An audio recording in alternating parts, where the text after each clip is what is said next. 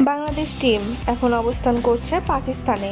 প্রথমে দুটি টেস্ট দিয়ে খেলা শুরু হবে 21শে আগস্ট।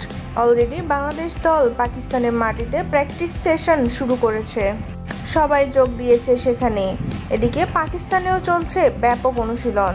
প্র্যাকটিস শেষে শাহিন শাহ আফ্রিদিকে সাংবাদিকরা প্রশ্ন করেছিল বাংলাদেশের সাথে খেলা নিয়ে। তখন অবশ্য তিনি বাংলাদেশকে নিয়ে ভূয়সী প্রশংসাই করেছেন। সেখানে তিনি তাসকিন আহমেদের কথাও বলেছেন। তিনি বলেন, তাসকিন আহমেদ দুর্দান্ত বোলিং করে থাকে। সর্বশেষ শ্রীলঙ্কা প্রিমিয়ার লিগেও সে দুর্দান্ত বোলিং করেছে।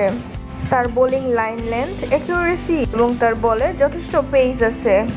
টেস্টেও সে অনেকদিন পরে কামব্যাক করেছে বাংলাদেশের হয়ে। আশা করছি এবারও সে ভালো পারফরমেন্স করবে। তাসকিন আহমেদের বল বোঝা সত্যি অনেক কঠিন আমাদের ব্যাটসম্যানের জন্য, কেননা সে সুন্দর সুইং বল করতে পারে, যেটি কিনা যে কোনো ব্যাটসম্যানকেই বোকা বানাতে পারে। বিশেষ করে টেস্টে তাসকিনের বল আপনি খেলতে না পারলে স্লিপে ক্যাচ যাওয়ার অনেক সম্ভাবনাই থাকে।